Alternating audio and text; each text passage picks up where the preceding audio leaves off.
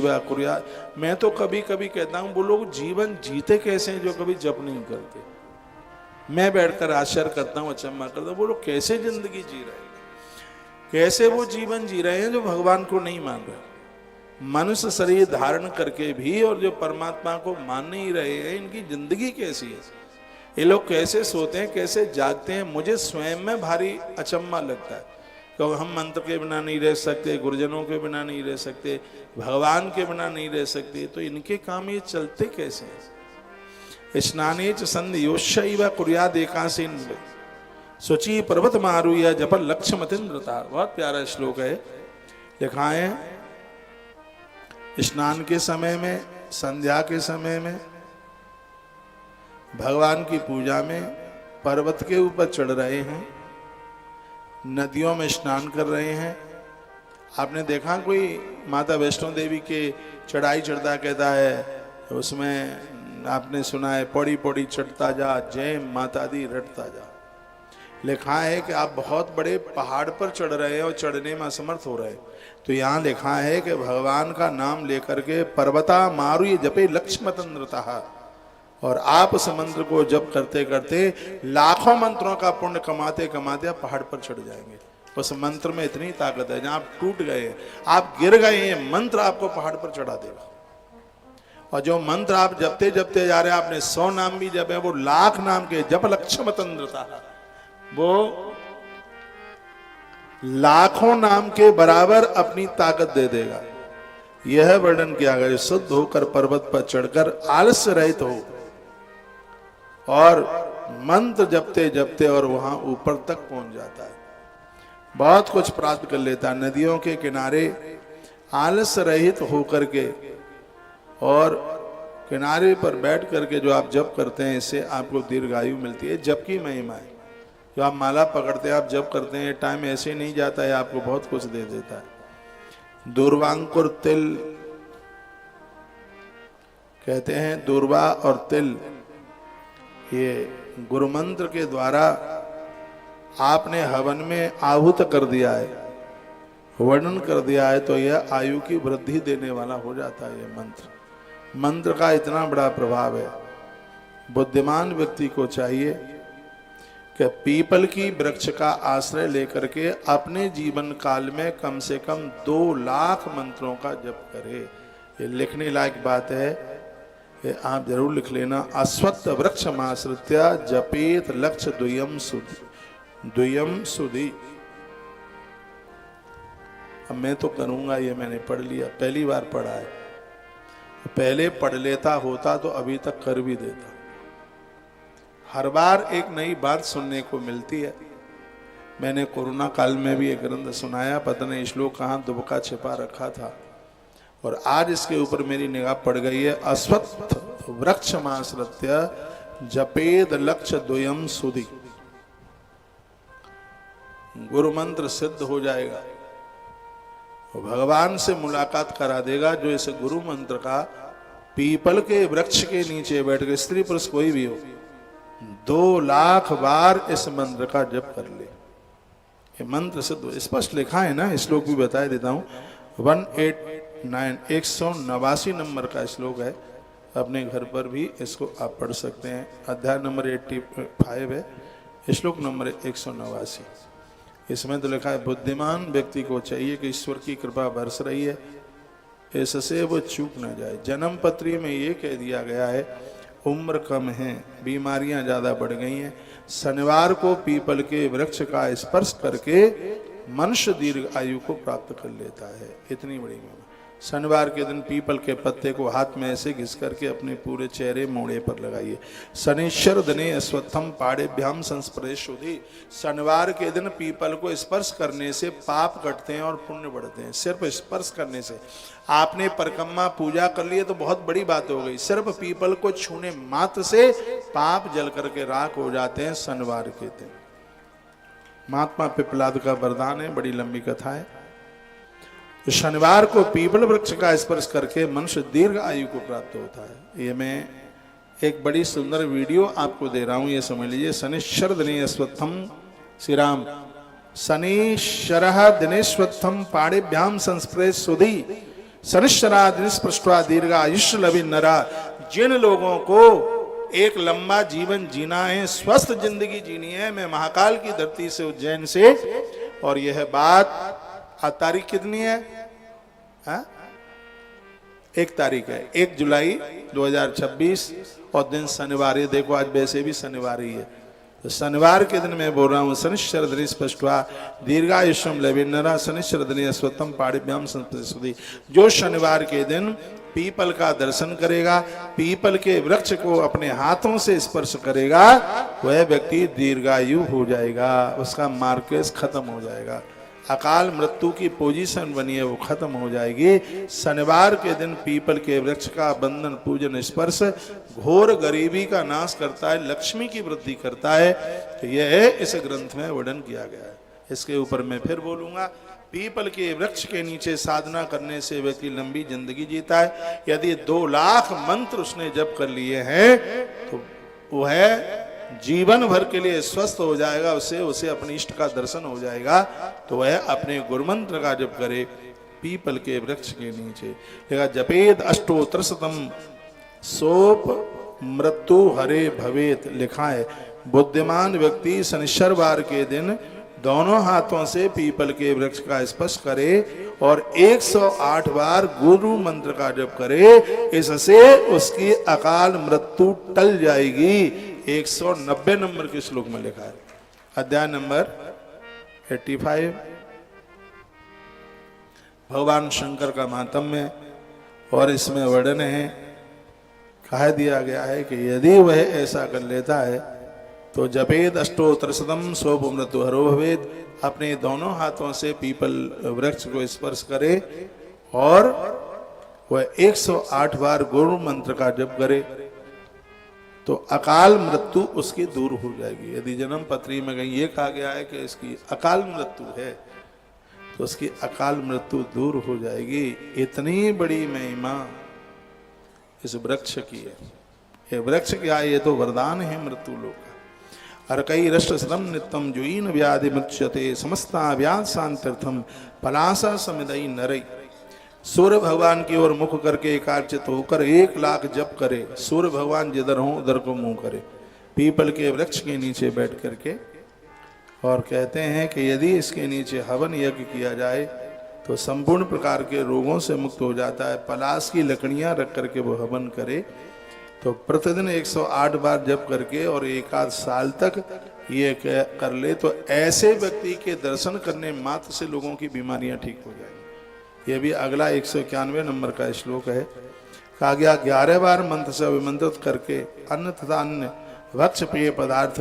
कहा गया है कि यहाँ यदि कोई प्रसाद, यहाँ मलमूत्र का विसर्जन न करे, 11 बार गुरुमंत्र का स्मरण करके पीपल के वृक्ष के नीचे कोई भगवान का प्रसाद खाता है तो जहर भी खा रहा होगा तो वो अपने आप में अमृत बन जाएगा। यह 196 नंबर का श्लोक है। ये वर्णन क्या? सूर्यम नित्यम उपस्थाय सम्य आरोग्य मापन्यात नदी त्वयन संपूर्णम घटम संप्रज्य शोभनम।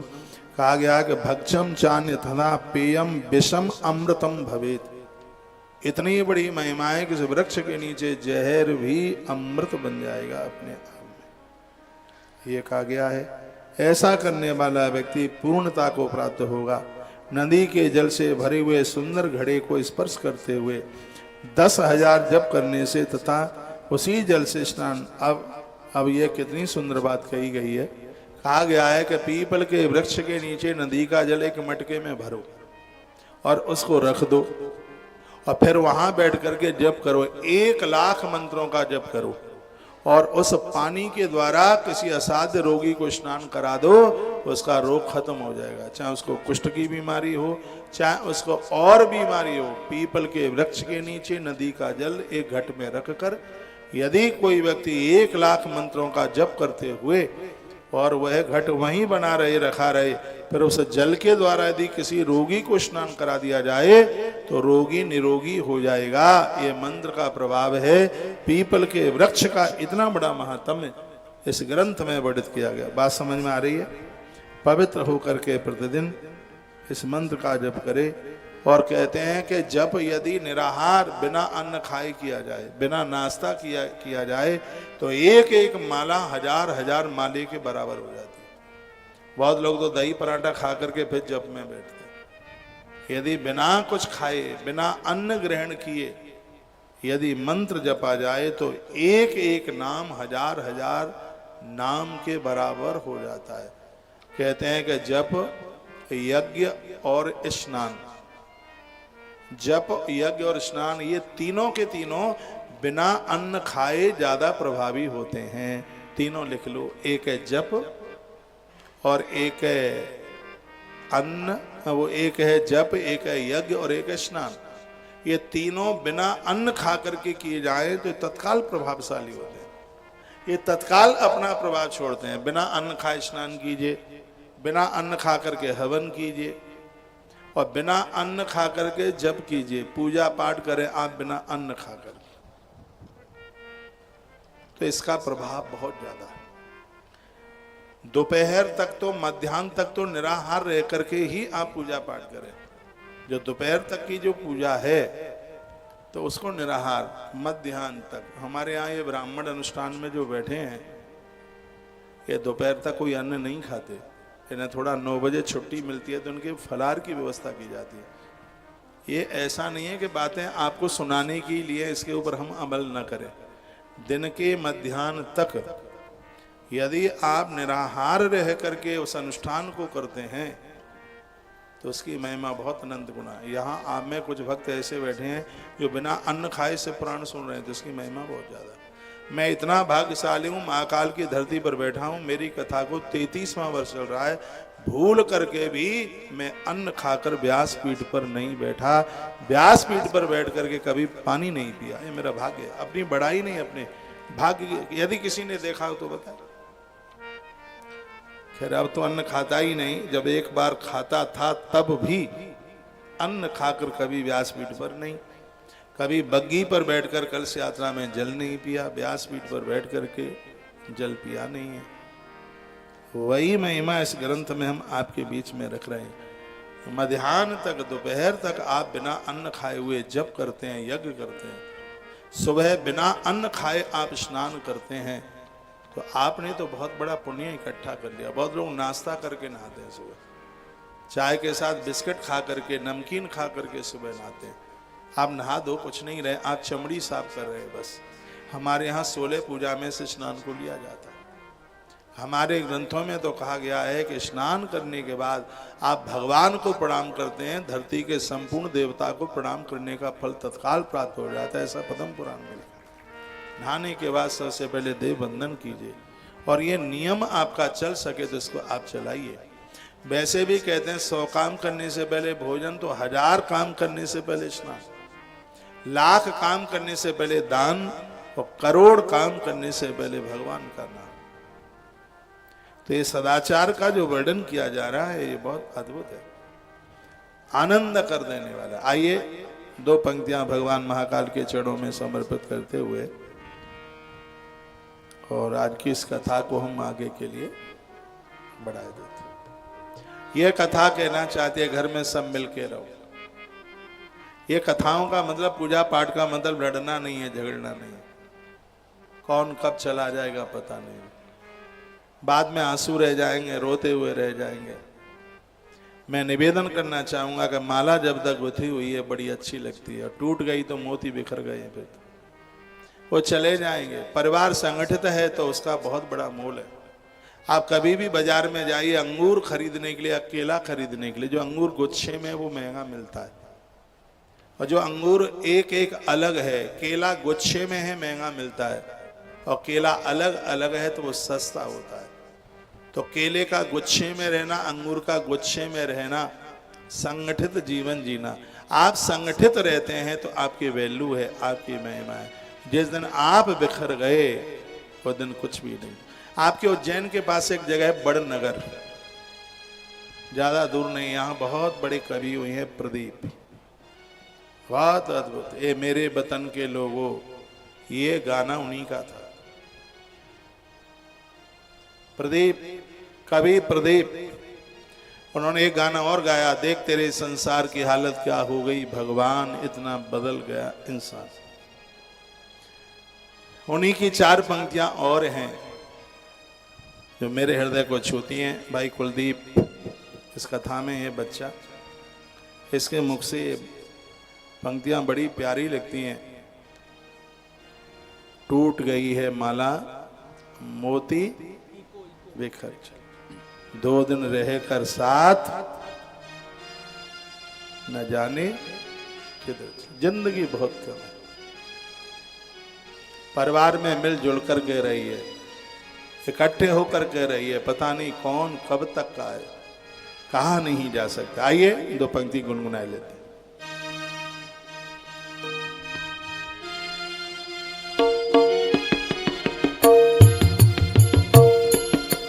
टूट गई है माला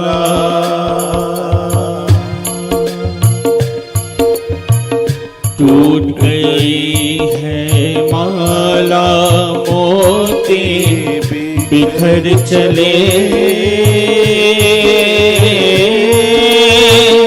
2 दिन रह कर साथ जाने किधर चले। टूट गई है माला मोती बिखर गए, 2 दिन रह कर साथ जाने किधर चले। टूट गई है माला।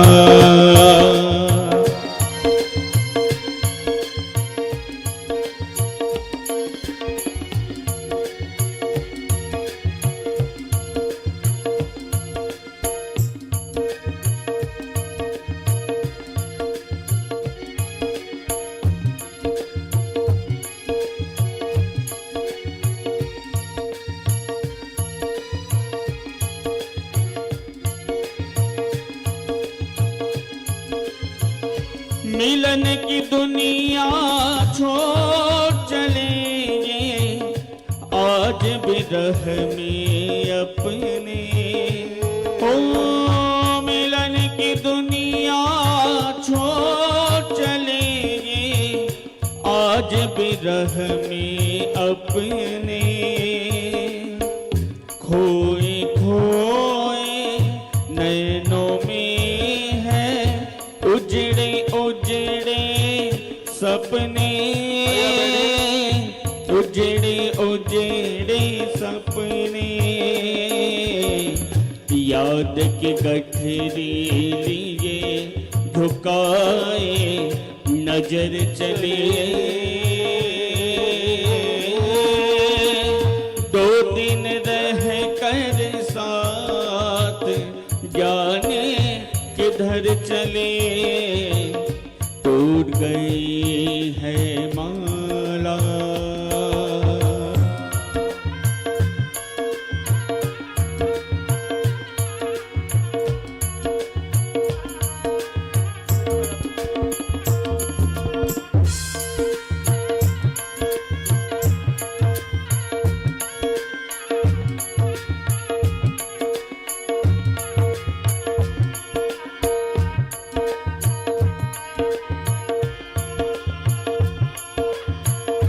अब तो ये जग में जिएंगे आंसू पीते पीते।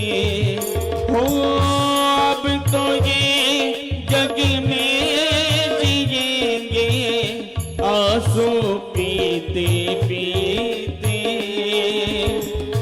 जैसी इन पे बीती वैसी और किसी पे न बीते, और किसी पे न बीते। कोई मत पूछो इन्हें कि ये किस डगर चले।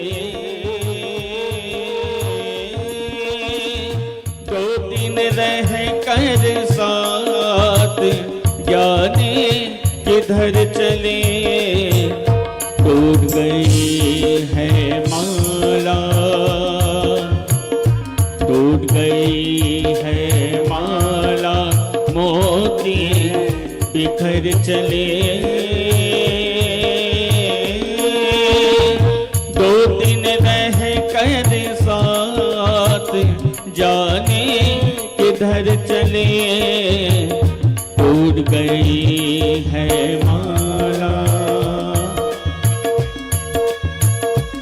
टूट गई है माला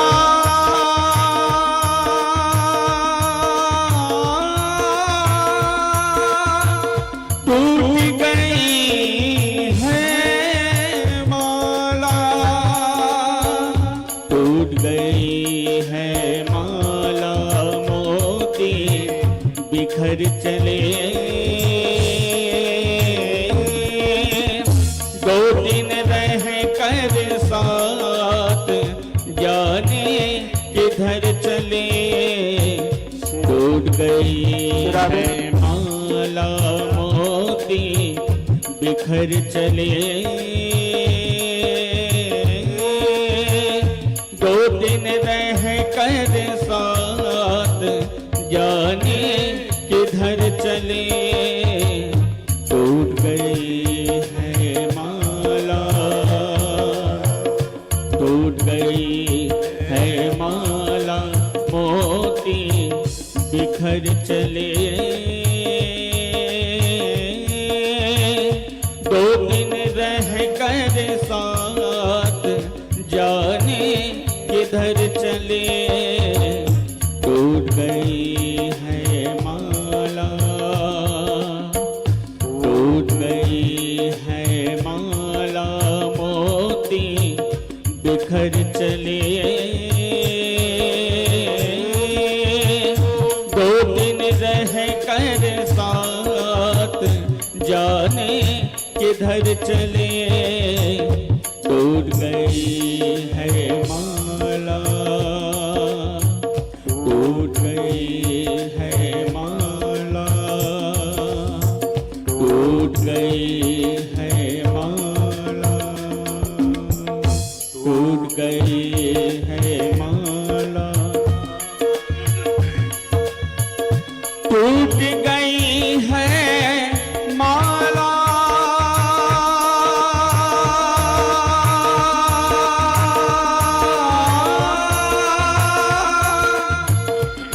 टूट गई है माला टूट गई है माला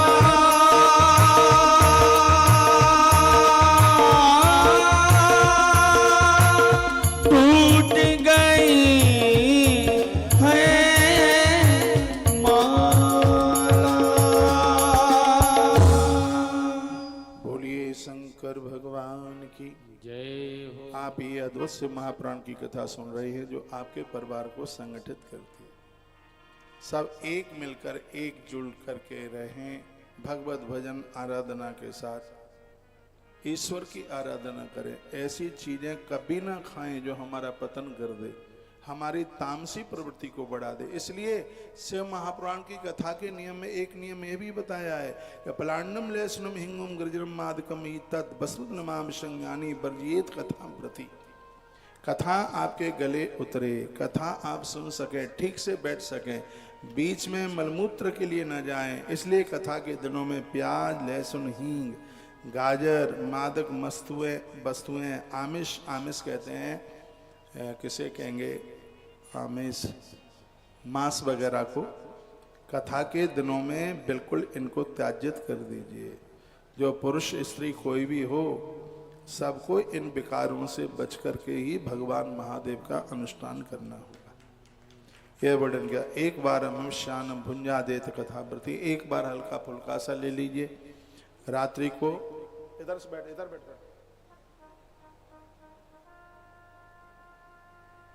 एक बार फलियार वगैरह ले लीजिएगा और रात्रि को एक बार भोजन ले लीजिएगा। गरिष्ठम दुई दलम दगदम, जला हुआ नहीं, गरिष्ठ बासा नहीं, भाव दुष्टम, अपराधी ने जिसको देख लिया, जो ढका हुआ नहीं रखा है, ऐसा भोजन लेने का स्वभाव नहीं बनाइए। माताओं को मैं बराबर कहता हूं, वही पावन पवित्र भोजन है जो ढका हुआ है। और आप भोग की थाली भी लेकर के जाते हैं तो उसके ऊपर भी कुछ वस्त्र डालिए, कुछ पत्तल वगैरह से उसे ढकिए, नहीं तो भगवान को भोग लगाने के लायक नहीं। आप किसी को परोसने के लिए जा रहे हैं, उसको ढक के लेकर के जाइए। उस भोजन को दूषित कहा गया है, अपवित्र कहा गया, जो रसोई में बिल्कुल खुला हुआ रखा है। उसमें मच्छर कीड़े मकोड़े मरे हैं, उसमें गिरे हैं, तो तत्काल प्रसाद को ढक करके रखिए, प्रसाद खुला हुआ ना होवे। ग्रंथ ने कहा एक बार मनुष्यान भुंजीदित कथावृत्ति, एक ही बार लें। सुख साध्य मिथास्ता सर्वडम कार्य में बचा, उतना लीजिए जितने में आप आराम से कथा में आप बैठ सके। कुष्मांडम नार केलम च मूलम जगद्वा कथावृत्ति, कुछ चीजें ऐसी हैं कथा के दिनों में जिनको लेने का बिल्कुल निषेध बताया। हींग के लिए भी बोला, गाजर के लिए भी बोला। सत्यम शौचम दया मौना मार्जवम विनयम तथा औदार्य मनुष्य पुरिया नित्यम कथावृत्ति। कथावृत्ति पुरुष प्रतिदिन सत्य सोच दया मौन सहजता विनय और मन की उदारता इन सद्गुणों के साथ में कथा को सुने तो ये कथा तत्काल अपना प्रभाव दिखाती है। दरिद्र से क्षयी रोगी पापी निर्भाग्य बचा, जिनको गरीबी आई है वो कथा जरूर सुने, जिनसे कोई अपराध हो गया वो कथा सुने, जो रोगी हैं उन्हें ये कथा जरूर सुननी चाहिए। काक बंध्या देहा, बच्चे होते होते अपने आप बंद हो गए, ऐसी नारी जिसके गर्भ में बच्चे समाप्त हुए, या जिनको बेटी है बेटा है ही नहीं, या जिनको बेटाई है बेटी नहीं है, स्वद गर्भा चया नारी ताभ्याम श्राव्य कथा परा, इन सबको श्री शिव महापुराण की कथा जरूर सुननी चाहिए। शिव पुराण की कथा सुनने मात्र से 1 करोड़ यज्ञ का सौभाग्य प्राप्त हो जाता है। 24 लाख गायत्री का पुरुषण करने का फल तत्काल प्राप्त होता है। एक बार फिर रिपीट करूं, शिव महापुराण की कथा इतनी अद्भुत कथाएं, एतस्य प्राणस्य विदनाच कथा मुने, यदि इसको विधि के साथ सुन लिया तो अत्युत्तमान उद्यानी कोटि यज्ञ समान च, एक शिव पुराण की कथा 1 करोड़ यज्ञ के बराबर हो जाती है। व्यक्ति पूरे जीवन में इतने यज्ञ तो नहीं कर सकता, लेकिन भाव से एक शिव महापुराण की कथा तो सुन सकता है। तो उसे श्री शिव महापुराण की कथा सुननी चाहिए। और इसमें तो यहाँ तक वर्णन है कि इस कथा के सुनने से क्या मिलता है। गायत्र्यास्तन्मयात्याच पुराणस्याच तत्वतः, गायत्री जप करने का 24 लाख गायत्री जप करने से जितने पुण्य की प्राप्ति होती है, एक शिव महापुराण की कथा ठीक से सुन ली जाए तो उतने फल की प्राप्ति हो जाती है। यह वर्णन है। शिव पूजन वध सम्यक पुस्तकस्य च पूर्व मुनि, पूजा कार्यम सुविदना वक्तुश्च तदनंतरम।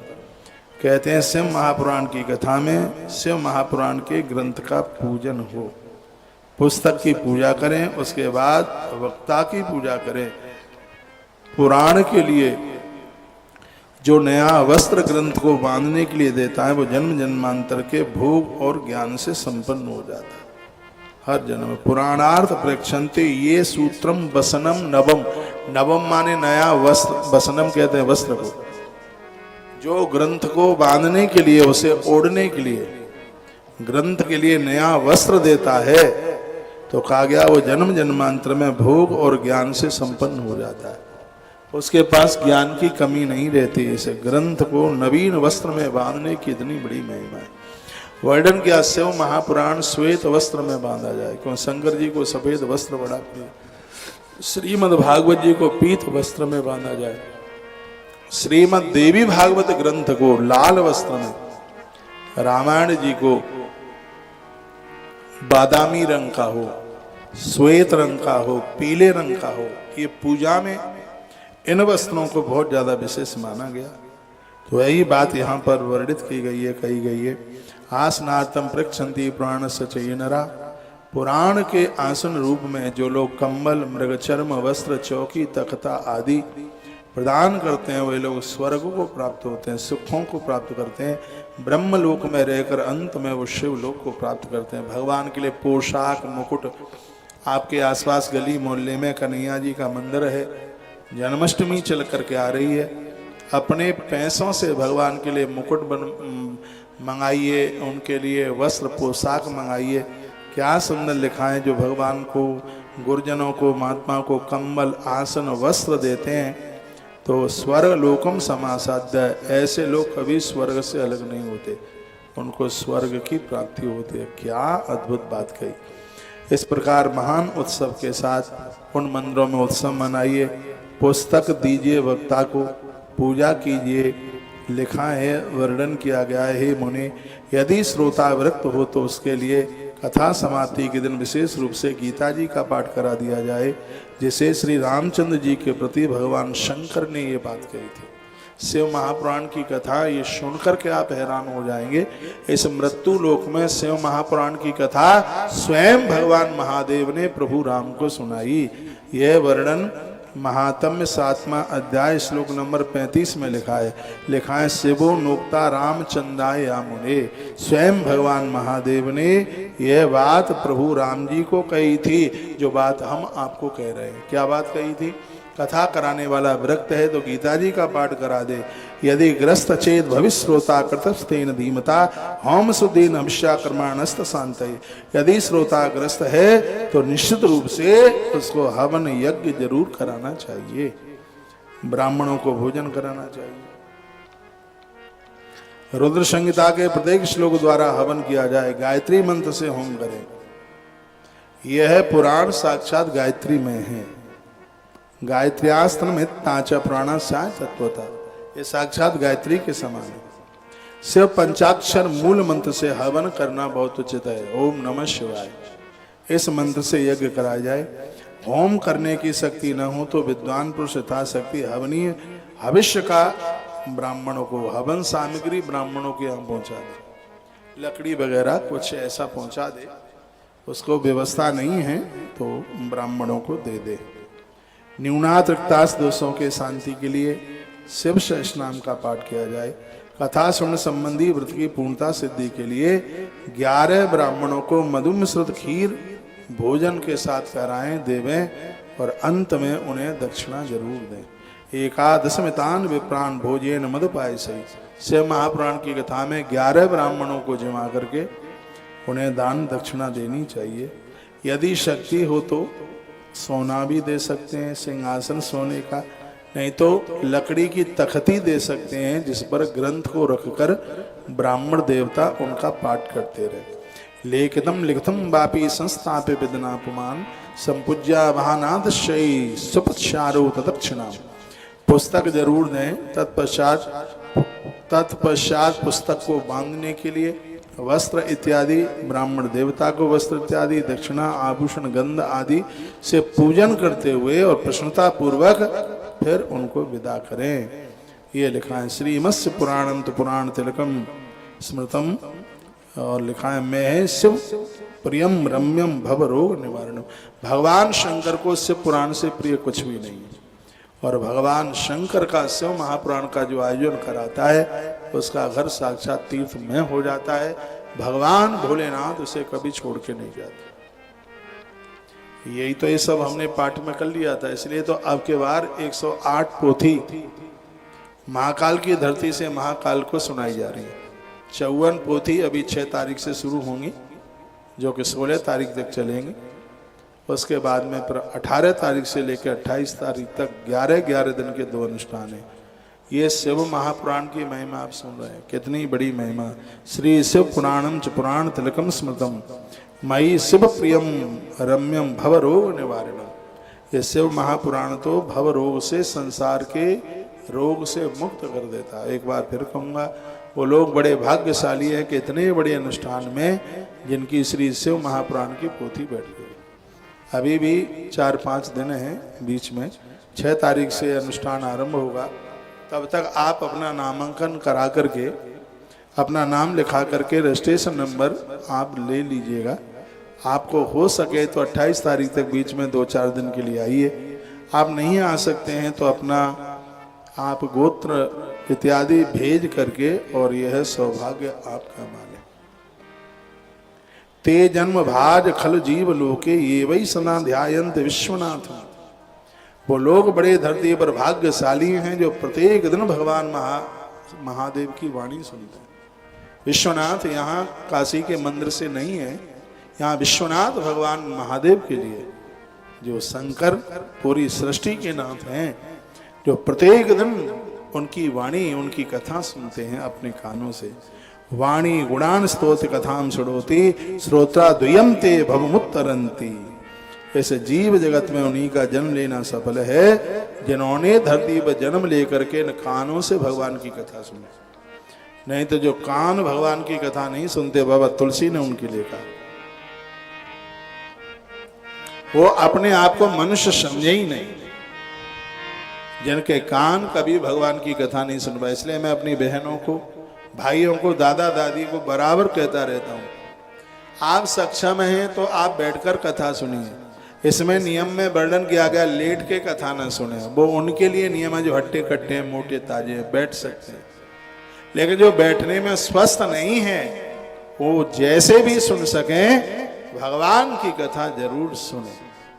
वो कान नहीं जो भगवान के चरित्र न सुने, वो आंखें नहीं जो भगवान की छवि को न देखें। बाबा तुलसी ने कितनी अद्भुत बात कही और कहा कि जो नहीं सुने राम गुण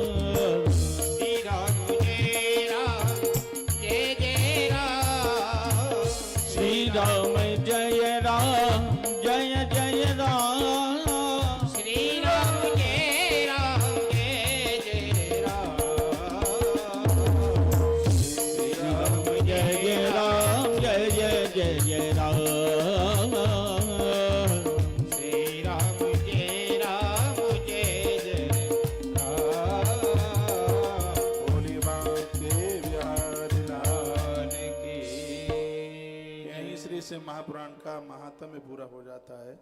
शिव महापुराण के महात्म्य में 7 अध्याय हैं और एक एक शब्द शिव महापुराण के महात्म्य का सुनने लायक है।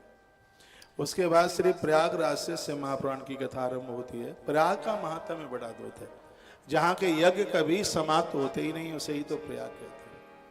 और पूरी इकलौती जगह धरती की ऐसी प्रयाग है जहाँ लोग माघ के महीने में कल्पवास करने को जाते हैं। आप भी गए हैं कभी? कल्पवास का अर्थ शायद आपको नहीं पता होगा। कल्पवास किसे कहते हैं? कलयुग की उम्र है 4,32,000 वर्ष। कलयुग की। द्वापुर की है इसे डबल 8,64,000।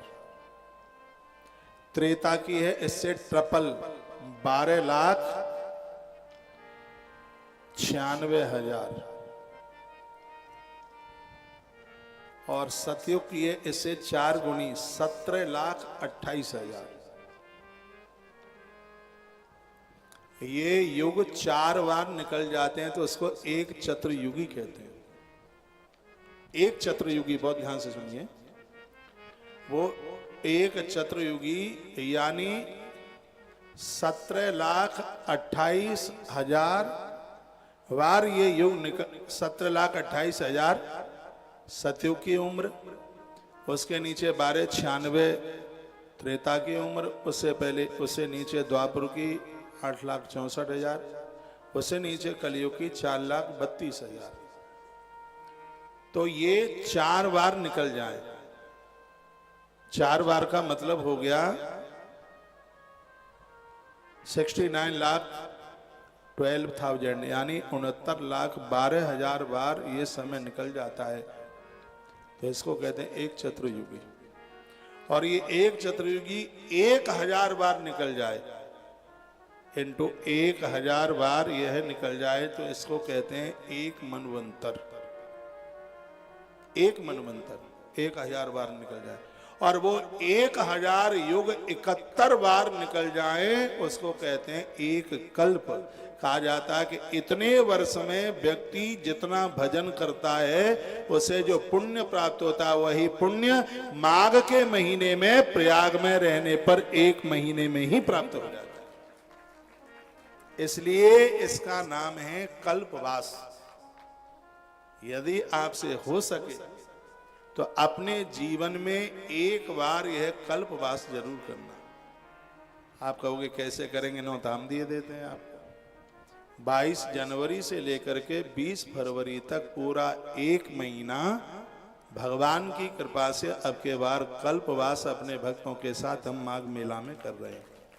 तारीख निश्चित हो गई है, 22 जनवरी को पूर्णिमा लग रही है। 21 की पूर्णिमा है, 12 से माघ आरंभ हो रहा है, तो हम तो 21 को क्या 20 को ही पहुंच जाएंगे वहाँ। जिनको और ज़्यादा टाइम है तो मकर संक्रांति को, पर हम तो मकर संक्रांति को होंगे नहीं वहाँ पर, हम 21 को पहुँचेंगे। 22 से माघ स्नान आरंभ हो रहा है और ये 20 फरवरी की पूर्णिमा है। माघी पूर्णिमा 20 फरवरी की है, तो पूरा का पूरा 1 महीना वहाँ रहना होगा। सभी भक्तों के लिए कॉटेज कमरे बनाए जाएंगे और बढ़िया जो सात्विक, हमें पता है ना कि ऐसे 1 महीने में प्रसाद में आप क्या क्या ले सकते हैं, और वहाँ वही बनाया जाएगा जिसका वर्णन शास्त्रों में। प्रत्येक दिन त्रिवेणी नहाएंगे और बहुत नियम के साथ। उसमें क्या क्या नियम है, इसमें कोई बिल्कुल दिखावा नहीं होगा। कितने घंटे तक जप करना है, दिन में सोना है कि नहीं सोना है, रात्रि में जागना है कि नहीं जागना है, पहले से हम ये सब बता देंगे। पद्म पुराण में इसका बहुत विस्तार पूर्वक वर्णन किया है। कल्पवास की बहुत बड़ी महिमा है। तो बहुत ज्यादा पुण्य हो तब ही कोई व्यक्ति कल्पवास कर पाता है, नहीं तो 2 दिन रहकर कोई हारी दुखारी घर में हो गई, लोग चले जाते हैं। ये तो परमात्मा को प्रार्थना की जाती है, भगवान 1 महीने तक कोई काम न लगे और यह हमारा कल्पवास पूरा हो जाए।